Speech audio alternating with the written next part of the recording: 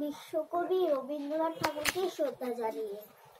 শুধু ফুলই নয়, মালাই নয়, জন্মদিনে বরণ করি মনে, কীর্তি তোমায় করেছি মহান, তুমি আছো বিশ্ববাসীর প্রাণে।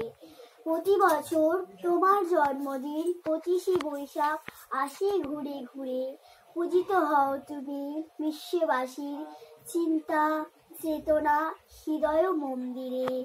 বঙ্গ সাহিত্যের কোনায় কোনায় শুনি গো তোমার বিচরণ, জন্মদিনে গানের কবিতায় আমরা করি তোমায় স্মরণ।